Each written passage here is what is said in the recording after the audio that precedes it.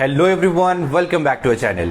दोस्तों, जब कभी हम टेक्नोलॉजी और डेवलपमेंट की बात सुनते हैं तो सबसे पहले हमारे माइंड में यही चीज़ आती है कि ये सारी डेवलपमेंट्स वेस्टर्न कंट्रीज में हुई है और उन डेवलपमेंट्स को हमने यहाँ पर अडॉप्ट किया है। मगर क्या आप लोग जानते हैं कि दुनिया की आज बहुत सारी डेवलपमेंट ये एंशियंट टाइम पे हुए रिसर्च के बेस पर ही आज यहाँ तक पहुँच पाई है। इनफैक्ट अगर मैं ये कहूँ तो शायद गलत नहीं होगा कि आज हमारी साइंस और टेक्नोलॉजी जिस पोजीशन पर है उन डेवलपमेंट्स के बगैर शायद हम आज से 500 या उससे भी ज्यादा साल पीछे चल रहे होते। इतना बड़ा कंट्रीब्यूशन इन डेवलपमेंट्स का है। दोस्तों, हम सब ने न्यूटन और आइंस्टाइन का नाम तो सुना ही है, हमने अपने कॉलेजेस में इनके बारे में पढ़ा भी है, मगर उनसे पहले भी कई ऐसे साइंटिस्ट गुजर चुके हैं जिनके रिसर्च और डेवलपमेंट ने आज के इस मॉडर्न वर्ल्ड को शेप दिया है। इस वीडियो में हम एक ऐसे इंसान के बारे में बात करने जा रहे हैं जिनके कंट्रीब्यूशन के बिना ना शायद आज का मॉडर्न मैथमेटिक्स ऐसा होता, यहाँ तक कि हमारे कंप्यूटर्स और स्मार्टफोन्स भी यहाँ तक नहीं पहुँच पाते। तो कौन है वो शख्स, क्या है उनका कंट्रीब्यूशन, आज की इस वीडियो में हम डिटेल में डिस्कस करने की कोशिश करते हैं। और अगर अभी तक आपने हमारे चैनल को सब्सक्राइब नहीं किया है तो हमारे चैनल को सब्सक्राइब कीजिए ताकि इसी तरह के नए नए वीडियोस और अपडेट्स के बारे में आपको इन्फॉर्मेशन मिलती रहे। तो चलिए गाइस, शुरू करते हैं।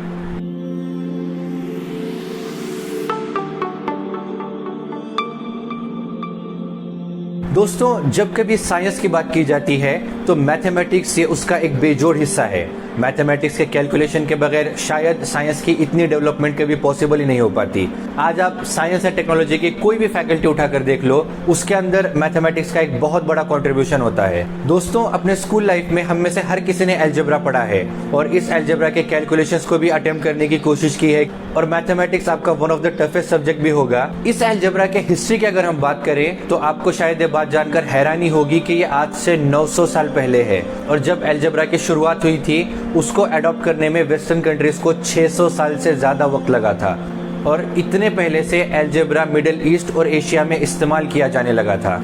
और जिसने सबसे पहले इस अलजेब्रा को डिस्क्राइब किया था उनका नाम था मोहम्मद इब्ने मूसा अल खवारिज़मी। दोस्तों, जो नंबर सिस्टम आज हम इस्तेमाल करते हैं इसको डेसिमल नंबर सिस्टम कहा जाता है और इस नंबर सिस्टम को सबसे पहले हिंदू अरेबिक नंबर सिस्टम के नाम से जाना जाता था। आप अगर इस इमेज में देखोगे तो कैसे 1 से 9 नंबर को एंगल्स के थ्रू सिंबलाइज किया गया था कि अगर एक एंगल होगा तो वो नंबर 1 है, 2 एंगल होगा तो वो नंबर 2 है। इसी तरह से इन 9 नंबर्स को डिराइव किया गया और 0 जिसके अंदर कोई एंगल नहीं है ये सबसे पहले इंडिया में डिस्कवर हुआ था और वहीं से डेसिबल नंबर की शुरुआत हुई जिसका इस्तेमाल कर हम इनफाइनाइट तक नंबर काउंट कर सकते हैं। इस टाइम पर वेस्टर्न वर्ल्ड में रोमन नंबर सिस्टम बहुत पॉपुलर थी। उसी वक्त इब्ने खवारिज़मी ने इन नंबर सिस्टम के ऊपर एक डीप रिसर्च किया और इसके ऊपर अपने कई सारे बुक्स को उन्होंने पब्लिश किया। वो बुक्स बाद में जाकर लैटिन में ट्रांसलेट हुए, उसके बाद अलग अलग लैंग्वेजेस में उनको ट्रांसलेट किया गया और आगे जाके ये नंबर सिस्टम यूरोप में इतनी पॉपुलर हुई कि आज पूरे दुनिया भर में इसी डेसिबल नंबर सिस्टम का इस्तेमाल किया जाता है। जैसे इस एग्जाम्पल में हम देख सकते हैं कि अगर हमें डेसिबल नंबर सिस्टम में एडिशन करना हो तो यह बहुत ही आसान प्रोसेस है। वहीं अगर सेम एडिशन हम रोमन नंबर सिस्टम में करना चाहते हैं तो सबसे पहले रोमन के अंदर वो नंबर्स कुछ इस तरह से लिखे जाएंगे। उसके बाद नंबर 42 कन्वर्ट होगा XXXXII। फिर नंबर 16 को लिखा जाएगा XVI। फिर नंबर 14 को लिखा जाएगा XIIII। और जब इनकी एडिशन की जाएगी तो फाइनल नंबर कुछ इतना बड़ा रिजल्ट आएगा जो सिंपली 72 ही है। यानी हमें फाइनल आंसर मिलेगा LXXII।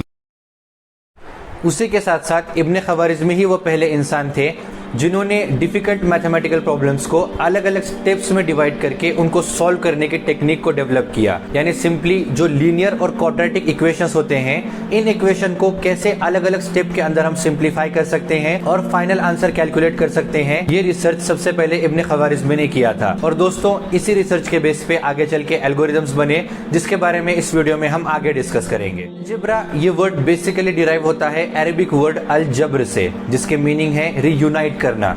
यानी सबसे पहले हम अलजेब्रा में अलग अलग इक्वेशंस को सिंप्लीफाइड स्टेप्स में डिराइव करते हैं और उसको रीयूनाइट करके आंसर फाइंड करते हैं। और इस टेक्निक को डेसिबल नंबर्स के साथ यूनाइट करके अलजेब्रा के अंदर इतने सारे रिसर्च हुए जिसका इस्तेमाल करके आज हम मॉडर्न वर्ल्ड में इतने डेवलपमेंट्स देख सकते हैं। अब बात करते हैं एल्गोरिदम्स की। दोस्तों, अगर एल्गोरिदम्स नहीं होते तो शायद आज के कंप्यूटर्स भी नहीं होते। एक्चुअली एल्गोरिदम हम उन मेथड्स को कहते हैं जिसके अंदर किसी डिफिकल्ट प्रॉब्लम्स को नंबर ऑफ स्टेप्स में डिवाइड किया जाता है और उसका एक पर्टिकुलर सॉल्यूशन फाइंड किया जाता है। अगर आप कंप्यूटर्स के अर्ली डेफिनेशंस देखोगे तो एक वर्ड में वो भी हमें टू कंप्यूट इसी तरह की मिलती है। और दोस्तों, बाद में इन्हीं एल्गोरिदम्स का इस्तेमाल करके आज billions of calculation with in a second amount of time वो परफॉर्म कर सकते हैं। और एक्चुअली ये वर्ड एल्गोरिदम ये इब्ने खवारिज़मी के नाम का ही एक अल्टरनेट प्रोनाउंसिएशन है, क्योंकि जब इब्ने खवारिज़मी के बुक लैटिन में ट्रांसलेट किए गए वहां पे उनके नाम अल खवारिज़मी को अलगोरिदमी इस तरह से प्रोनाउंस किया जाता था और आगे चल के यही वर्ड एल्गोरिदम के नाम से पॉपुलर हुआ। और क्योंकि एल्गोरिदम ये स्टेप बाय स्टेप कैलकुलेशन के मेथड पे काम करता है जो बेसिकली इब्ने खवारिज़मी ने डिस्कवर किया था, इसी वजह से एल्गोरिदम को इब्ने खवारिज़मी का नाम यानी कि एल्गोरिदम ये नाम दिया गया है। सो दोस्तों, इस बात से हमें पता चलता है कि जो मॉडर्न डेज की रिसर्च है वो कितने हद तक एंशिएंट टाइम के इन डेवलपमेंट्स पे डिपेंड थे। रिसर्च अगर उस टाइम पर नहीं होते तो शायद इन डेवलपमेंट्स को हम 21st सेंचुरी में देख नहीं पाते। तो अगर आपको ये इन्फॉर्मेशन अच्छी लगी तो हमारे वीडियो को लाइक कीजिए, नीचे कमेंट करके अपने ओपिनियंस को जरूर बताइए और हमारे चैनल को सब्सक्राइब करना ना भूलिए। This is Arshad Syed, thank you so much.